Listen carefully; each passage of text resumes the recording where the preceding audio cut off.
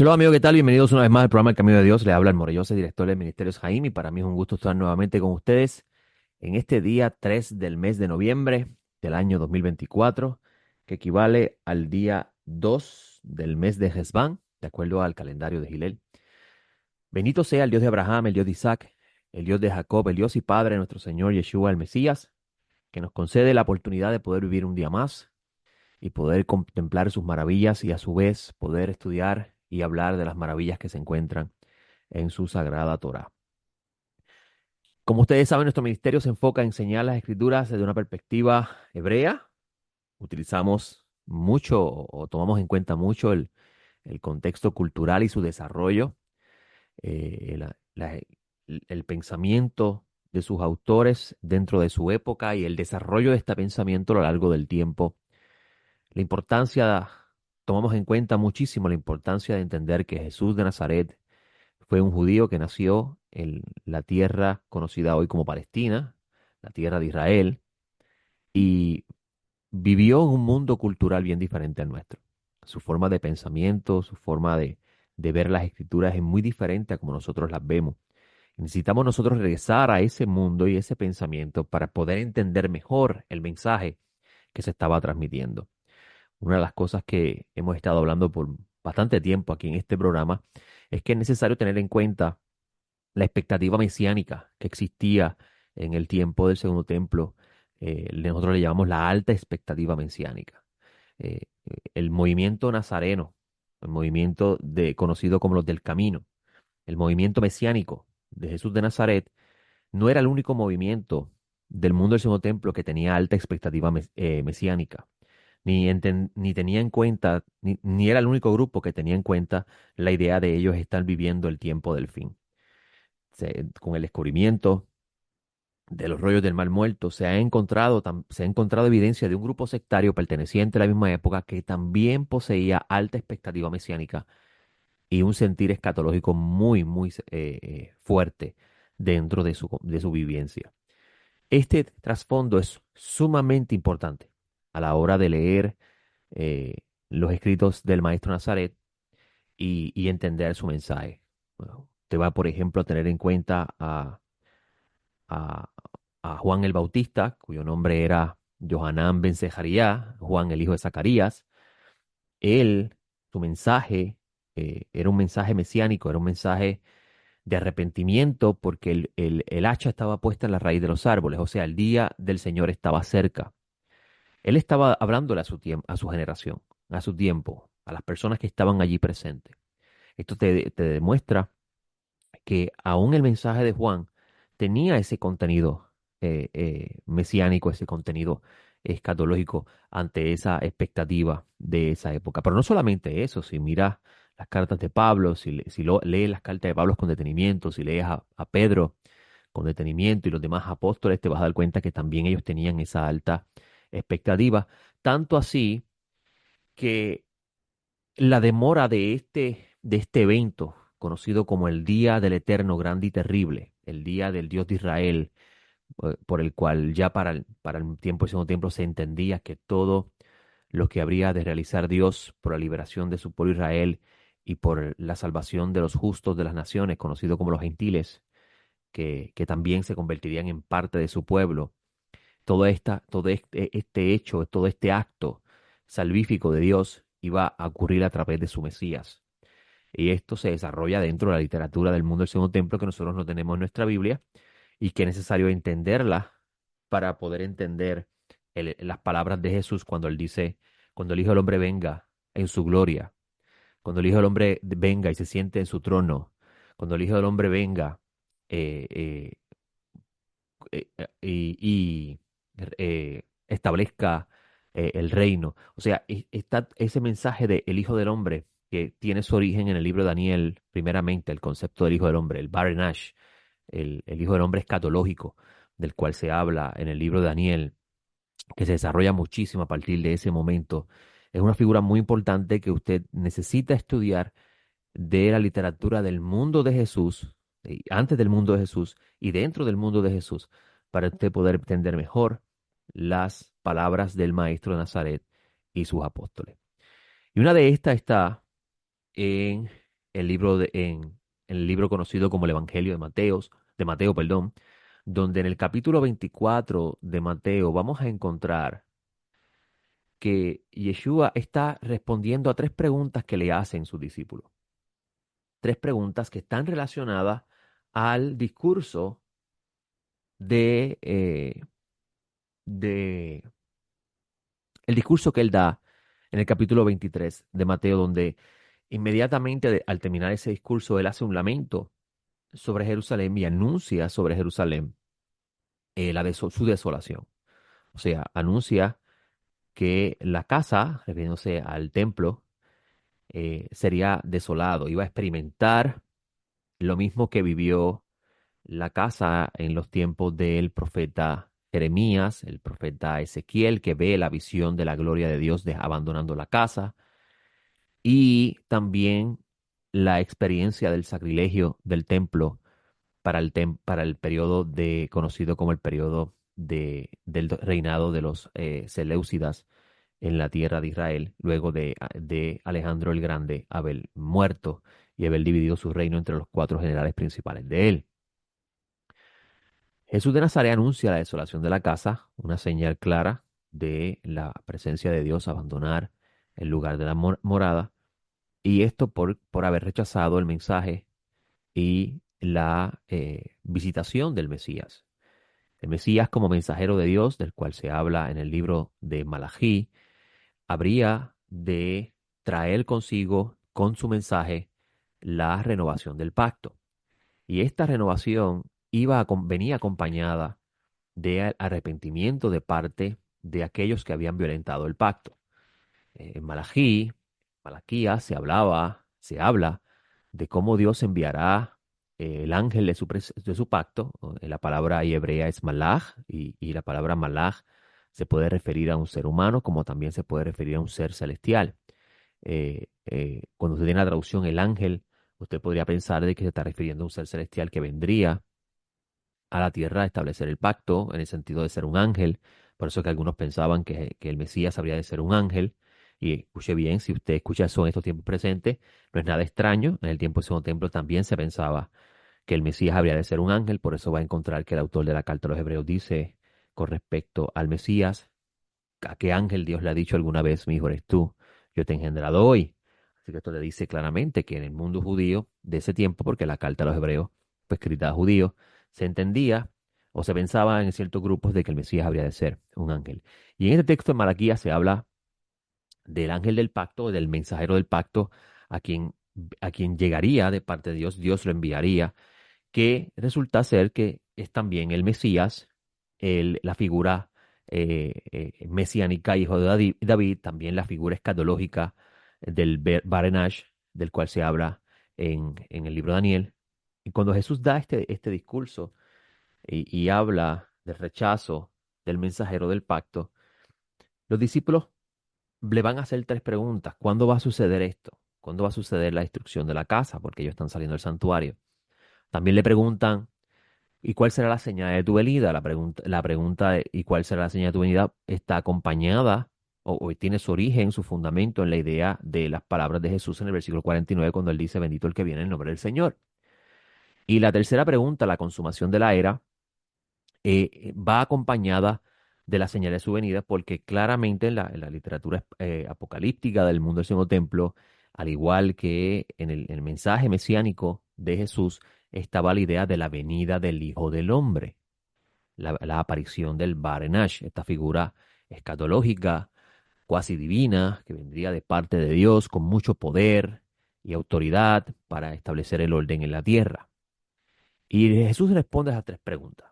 Dentro de este capítulo, responde a estas tres preguntas, pero él no da un orden cronológico con respecto a estas tres preguntas, sino que él habla de cierta forma, en forma oscura, con respecto a las cosas que debían suceder para la aparición, para que ocurriese la consumación de la era, pero también habla de cuándo se ocurriría la destrucción del santuario y cuáles son las señales con respecto a la aparición de la figura escatológica mesiánica del cual se habla en el libro de Daniel. Le traigo todo esto como introducción porque ayer en nuestro centro de estudio, el centro de estudios hebraicos El Camino del Nazareno, que está ubicado en Ponce, en el barrio Real Anón, en Plaza Real Anón, esto en la carretera 511, kilómetro 1.8. Allí nosotros nos reunimos todos los sábados a partir de las 9 de la mañana y comenzamos un nuevo ciclo de estudio del Pentateuco. El Pentateuco en hebreo es la Torá, la Torá que Dios le dio a Moisés y que todavía hasta el día de hoy se estudia y es necesario estudiarla para entender muchas cosas a las que nosotros leemos en la Biblia. Si nosotros no estudiamos los libros antiguos, se nos va a ser imposible comprender el mensaje de sus autores, de los libros que tenemos en nuestra mano, por ejemplo, las palabras de Jesús. Cuando Jesús decía, por ejemplo, en el libro de Mateo, cuando Jesús refiere a este capítulo, en este capítulo 4, como los días de Noé, así será la venida del Hijo del Hombre. Eh, ¿Qué sucedía en los hijos de los días de Noé? ¿Cuál era el trasfondo de los hijos de Noé? Que esa audiencia que está allí presente, escuchando a Jesús, no le preguntaron en nada qué significa esto, porque sabían a qué se refería. Y es importante estudiar este trasfondo y nosotros, teniendo en este ministerio esa responsabilidad, en nuestro centro de estudio estamos nuevamente estudiando, como todos los años, el ciclo nuevo de estudio de Torah. Y ayer tuvimos la sección titulada Noaj, que se encuentra en Génesis capítulo 6, versículo 9 al 11:32. Y la lectura de los profetas de esta semana pasada es Isaías 66, 1-24. Y en los escritos nazarenos leemos Marcos 9, 40 al 50. Y ayer estábamos hablando, titulamos nuestro comentario, Velad porque no sabéis cuándo será. Y le pusimos este título al comentario porque nos enfocamos este año en hablar de las causas de la razón de ser de lo que la Torá llama el diluvio universal. Realmente la palabra universal no es una palabra correcta. La palabra en hebreo es gran mobul, el gran diluvio, que la escritura nos habla de cómo en esa generación particular la maldad del hombre se había multiplicado grandemente en la tierra y que toda inclinación en sus acciones era siempre hacia el mal. Y esa expresión es bien importante. Usted va a tener tal vez en su Biblia la traducción toda forma de pensamiento. Y una traducción muy buena. Esa traducción es aceptable. La palabra Bekol Yetzer en hebreo alude a esa idea también, presenta en su sentido simple el concepto de que toda acción, todo lo que el ser humano pensaba y luego accionaba, estaba inclinado hacia hacer el mal. Esto significa que la maldad humana había aumentado grandemente. Y el Creador, que la Biblia habla en términos humanos para poder nosotros entender en términos humanos lo que no podríamos entender si no fuera así. Y esto muy pocas personas lo toman en cuenta y llegan a conclusiones erradas con respecto a Dios. Dice en el versículo 6 que Dios sintió pesar de haber hecho al humano en la tierra y se entristeció en su corazón. Eh, y toma la decisión de eliminar el mal de la tierra. Pero interesantemente el texto nos dice que Dios vio a una persona diferente. Dios vio a un humano que no se comportaba igual que los demás. Con respecto, y quiero compartir esto con ustedes, que lo compartí ayer en nuestro estudio, y si usted quiere encontrar nuestros estudios, puede ir al sitio web elcaminonazareno.com, y allí va a encontrar nuestra serie de estudios que los colocamos después de grabarlos, después de transmitirlos y grabarlos en nuestro centro de estudio. El historiador Humberto Casudo, con respecto a la palabra Bekol Yeser, toda forma de pensamiento, él dice algo muy interesante. Humberto Casudo es uno de las autoridades del libro de Génesis que todavía en el mundo académico se estudia. Era judío italiano, si la memoria no me falla, y un recurso muy bueno porque utiliza la historia, el idioma antiguo, la relación que tiene el hebreo con otros idiomas para poder comprender mejor el mensaje como tal vez un israelita lo hubiese entendido en su tiempo. Y Humberto Casutos, con respecto a toda inclinación toda forma de pensamiento, él dice algo muy interesante y lo comparto con ustedes aquí en este programa. Él dice, y toda invención de los pensamientos de su corazón era solamente el mal continuo. La palabra Yetzer no hace falta decirlo, no se usa en el sentido de Yetzer Hará, que se traduce como el impulso maligno, que es su significado usual en el hebreo posterior, sino en el significado Yesirá, formación, creación. Lo que está diciendo Casuto aquí es que el humano no solamente pensaba hacer el mal, sino que toda cosa que él formaba de la propia creación era con el fin de hacer el mal. Y esto es bien importante porque usted va a encontrar en los profetas, por ejemplo, en Isaías, en el capítulo 2, la memoria no me falla, habla de cómo en ese día el monte Jerusalén será más alto de todos los montes, el Har Sion será el más alto monte de todos los montes, y todos los pueblos buscarán a Dios, y allí serán enseñados por Dios, y las naciones ya no utilizarán más las armas para la guerra, sino que convertirán esas armas que utilizaban para la guerra en instrumentos de labrar la tierra.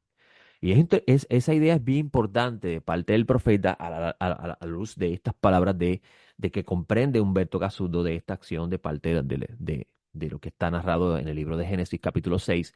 Y es porque si lo que está diciendo Casudo es correcto, entonces podemos entender que lo que está diciendo, lo que la escritura nos quiere expresar es que todo lo que el humano formaba tomándolo de la creación propia, Dios creó este mundo, en la tierra hay hierro, en la tierra hay oro, en la tierra hay plata, en la tierra hay madera, o sea, hay diferentes y recursos que el humano puede utilizar para formar en este mundo un lugar adecuado para su existencia y su subsistencia. Y en vez de hacer lo adecuado con estos recursos que Dios los puso para esa disposición, el humano lo utiliza para hacer el mal. ¿Qué hay en la naturaleza del ser humano que hace que el ser humano sea así? La respuesta a esto está en el estudio profundo del capítulo 3 del libro de Génesis, donde muchas personas se enfocan en la figura de Satán como el culpable del mal, pero no toman en cuenta que quien tomó la decisión de obedecer o desobedecer, quitar la protección o mantener la protección que Dios le había dado, fue el humano. Y existe incluso un gran debate con respecto a, y lo hice ayer esta pregunta en el centro de estudio, ¿qué de malo hay que el humano aprenda, que tenga conocimiento sobre cosas que no conocía? mm, ¿Qué de malo tiene que el humano conozca, que tenga conocimiento sobre el bien y tenga conocimiento sobre el mal? Incluso la propia Torá define qué es el bien y qué es el mal. Así que de cierta forma Dios está dando a conocer qué es el bien y qué es el mal. Entonces, ¿qué de malo tiene esto? Él explicaba que el problema no estaba en que el humano comió de este árbol. El problema estaba en que desobedeció algo que Dios le había dicho que no hiciera. Y era que no comiera de ese árbol. Y la pregunta que uno hace es ¿por qué? ¿Qué de malo tiene que el humano sepa qué es el bien y qué es el mal? Y la respuesta, vuelvo y repito, está en entender la inocencia del humano. El humano no estaba listo para poder conocer lo que él comenzó a conocer. Pero en algún momento el humano iba a estar listo para conocer lo que eventualmente conoció. Y eso es lo que lo vemos en nuestros niños. Nuestros niños cuando nacen poseen una inocencia tal que ellos no están capacitados para descubrir, entender y poder manejar las cosas que nosotros los adultos vivimos y conocemos. Y de esa perspectiva, la Torah está presentando el ideal del humano. Por eso vas a ver que el Mesías dice que para entrar al reino mesiánico, para entrar al reino de Dios que habría de venir, hay que ser como un niño, hay que volver a ser un niño. Hay que volver a nacer de nuevo, en otra, dice otro texto, y se refiere a la resurrección. Ese texto que usted lee de Nicodemos, nacer del Espíritu, eso se refiere a la resurrección, está haciendo alusión al texto de Ezequiel. Y obviamente, por eso vas a ver que Yeshua le dice a Nicodemo, pero tú siendo maestro de Torah no entiendes esto. Y es porque obviamente se supone que Nicodemo haya estudiado la Torah y los profetas para poder entender lo que Dios habla a través de, por ejemplo, Ezequiel con respecto a la resurrección. Y regresando a Casuto, Casuto dice que, que, que el humano lo que hacía era formar con las cosas ya creadas, cosas que lo que hacían eran el mal y no el bien. Y continuar diciendo, no solo lo que el hombre realmente hizo con sus manos, sino que lo que formó, es decir, ideó con su mente, no fue nada más que mal de continuo, literalmente todo el día. O sea, el humano estaba todo el día pensando en cómo yo puedo hacer algo que me beneficie a mí, pero eventualmente sea un acto de injusticia. Y esto alarmó grandemente al Creador y trajo consigo una intervención que, de acuerdo a la Escritura, manifiesta el fin de la vida de ese momento y la oportunidad de continuar la humanidad existiendo por causa de un hombre que dice el texto de la Torá que era justo en sus obras, inocente en sus actitudes. Cuando el texto de Génesis 6:8 dice, Pero Noé halló gracia ante los ojos de Dios. Estos son los descendientes de Noé. Noé, varón justo, fue sin defecto en sus generaciones. La palabra justo es sadik y la palabra sin defecto es tamim. Y estas dos palabras, en el sentido simple, habla de justo en su forma de actuar. Si no me falla la memoria, creo que fue Aristóteles o Platón el que dijo que es más malo cometer una injusticia que vivirla. Y estos son los filósofos griegos. Interesante esto, ¿no? Porque entonces, cuando vamos al texto de la Torá y lo que se está expresando aquí, y vemos a un hombre llamado Noah que no fue injusto en sus obras, en su forma de accionar contra su prójimo, él fue justo, hizo lo correcto y sus actitudes eran inocentes. Yo hablaba ayer en el centro de estudios y qué pena que el tiempo avanza muy rápido, pero ayer yo estaba hablando en el centro de estudio de cuán difícil es para nosotros hoy en día realizar una transacción comercial con nuestro prójimo. Sea lo que sea, sea lo que usted vaya a comprar, sea una nevera, sea una estufa, una reparación en su casa, construcción, eh, ponga el tema que usted quiera, pero una transacción entre dos personas es bien difícil realizarla hoy en día porque se nos hace tan difícil poder percibir si esta persona que nos está ofreciendo sus servicios o nos está vendiendo un producto está siendo honesto con nosotros. Si su actitud hacia nosotros con respecto a ese producto o a eso que queremos recibir es una actitud inocente y no hay intención de engaño alguno. No hay maldad en su acción. En los tiempos que vivimos está muy difícil poder percibir eso, más cuando vivimos en una sociedad donde el egoísmo del ser humano es muy alto. Y con respecto a Noé, la escritura dice estas dos cosas sobre él, estos dos atributos, y por eso es que Dios le da continuidad a la humanidad eh, por causa de él, y él lo salva a él, y ahí vamos al concepto de la salvación, que él lamentablemente se ha tergiversado dentro de la teología bíblica, y por eso es que es importante regresar al contexto antiguo. Ahí va el asunto de la salvación que Dios va a extender sobre Noé, el rescate que Dios va a dar, a traer sobre Noé y su familia para liberarlo a él de la destrucción del gran diluvio, del cual vas a encontrar en los temas escatológicos mesiánicos de los discípulos del Maestro Nazaret el tema de la consumación de la creación con el fuego divino para borrar y erradicar de una vez y por todas el mal. Y la razón por la cual se habla de fuego y no de agua, necesitaría una hora de programa para poder explicarlo. No tiene su razón de ser, tiene su trasfondo dentro de cierta literatura que pertenece a esa época, que contribuye a la comprensión de estas energías, estas fuerzas impuras, estos espíritus impuros que usted va a conocer como por el idioma griego como los demonios, que son daimonía o daimon en singular, que significa espíritus. Pero eso es para otro programa. Regresando al tema de Mateo, vas a encontrar que el Mesías hablando de su aparición, eh, salta a hablar sobre cuándo sucederá todo esto, cuándo la consumación de la era alcanzará su punto culminante y su realización. El Mesías dice que nadie sabe cuándo será, ni el propio Mesías sabe cuándo es. Eso está en las manos de Dios. Pero dice algo muy interesante, y es que la humanidad va a vivir como los días de Noé. Va a vivir como si nada fuera a pasar, como si todo siguiese igual, y a la misma vez se va a comportar como se comportó en los días de Noé.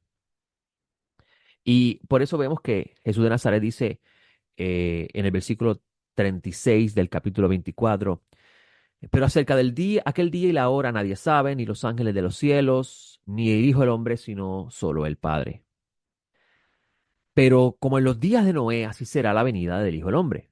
Porque como en aquellos días antes del diluvio estaban comiendo, bebiendo, casándose y dándose en casamiento hasta que el día en que Noé entró en el arca. Y no se dieron cuenta hasta que el diluvio llegó y se los llevó a todos. Así será también la venida del Hijo del Hombre. Esto significa que el Mesías vendrá sin avisar. Sin avisar. En el sentido va a coger a todo el mundo por sorpresa, como también cogió el diluvio. La sorpresa. ¿Vale? ¿Y qué relación tiene este con la venida del Hijo del Hombre? Y miren qué interesante. Él dice la venida del Hijo del Hombre. Esa expresión hijo de hombre, Bar Enash en arameo, Bar Enash en arameo, apunta al texto de Daniel del cual se está hablando en el capítulo 7 de esta figura escatológica que Dios le va a conceder autoridad, gobierno, reino, para que todos los pueblos le sirvan, una gran autoridad de parte de Dios, que también sobre esa figura se va a abundar mucho en la literatura conocida en el mundo académico como el libro de Enoch, porque el personaje principal detrás del libro es Enoch, donde se abunda sobre esta figura, cómo él hará que todos los reinos de la tierra se arrodillen delante de él y los malvados de la tierra sean eliminados. Esta figura escatológica muy, muy destructiva en lo que respecta al mal. Y se relaciona eh, el, el juicio del diluvio con la aparición del Hijo del Hombre, o sea que está vinculado a estas dos ideas desde la perspectiva escatológica y mesiánica del Museo Templo. Y no solamente esto, sino que también se relaciona como una figura salvadora para aquellos que son justos en sus obras e inocentes en sus actitudes. Y en el versículo 42 el Mesías dice, velad, pues no sabéis en cuál día viene vuestro Señor. El versículo 42, Jesús de Nazaret dice que hay que estar pendiente para que ese día no nos tome en cuenta. ¿Qué estaba haciendo Noé mientras estaba, mientras él sabía que el mundo que él estaba viviendo no iba a terminar bien? Noé estaba haciendo lo que Dios le mandó a hacer. Mucha gente se enfoca en lo que no, en el objeto de lo que está haciendo Noé, construyendo un lugar para protegerse de la destrucción que viene. Y esto ha llevado a muchas personas incluso a la idea de construir búnkers subterráneos, almacenar comida en lugares altos, vivir aislado de la sociedad porque ya mismo viene el juicio. Y eso no es la idea que está buscando la Escritura transmitir. La idea que la Escritura busca transmitir es con lo que está haciendo Noé con respecto a la construcción del arca es que mientras el mundo sigue viviendo como si nada fuera a suceder, a aquellos que escuchan la voz de su Dios, hacen lo que Él les manda hacer. ¿Y qué Él les manda hacer en este tiempo? Hacer lo correcto y aguardar ese día. Le doy gracias al Eterno por este espacio. Le pido al Todopoderoso que les conceda una excelente semana a ustedes y que nos dé la oportunidad a nosotros de vivir una semana más para poder una vez más estar con ustedes aquí en PAB 550 en el programa El Camino de Dios. Le hablo Joseph. Nos vemos la próxima. Shalom.